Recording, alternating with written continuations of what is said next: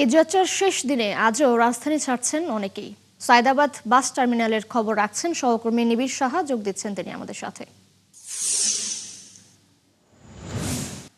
নিবিড়, শেষ দিনে রাজধানীবাসীর ঘরে ফেরার খবর জানতে চাই আপনার কাছে, এবং আজ বাসের ভাড়া কেমন দেখছেন সেখানে?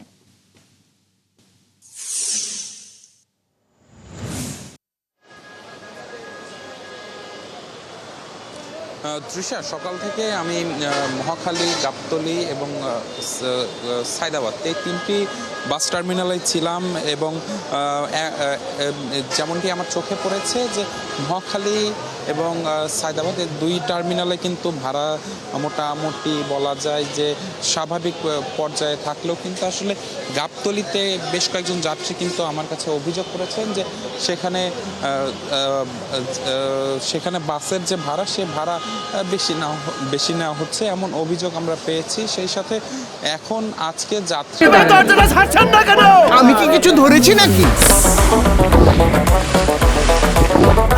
আপুটা আপনাকে চেক আউট করছে, জাস্ট কুল থাকুন।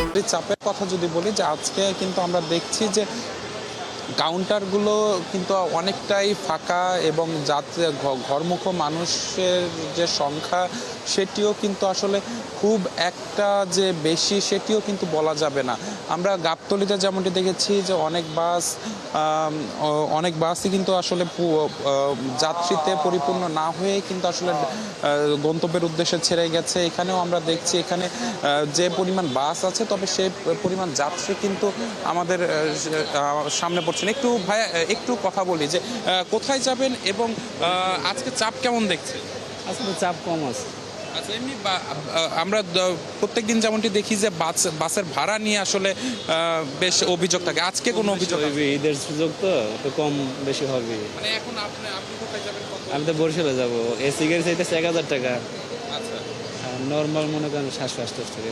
আচ্ছা, মানে ভাড়া বেশি নিচ্ছে। ঈদের জন্য একটু হবে, এটা স্বাভাবিক, সবাই তো পারে। যেমনটি শুনছিলাম যে এখানেও কিন্তু সায়দাবাদেও কিন্তু আমরা একই ধরনের অভিযোগ পেলাম, অর্থাৎ তিনি যে গন্তব্যে যাবেন সেখানেও কিন্তু আসলে 750 টাকার ভাড়া 1000 টাকা নেওয়া হচ্ছে এসি বাসের ভাড়া।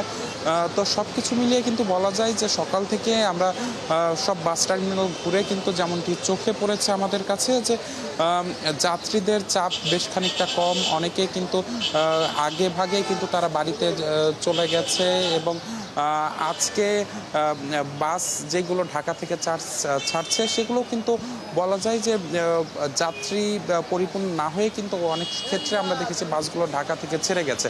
তো সবকিছু মিলে এই ছিল আমার কাছে থাকা সবশেষ খবর।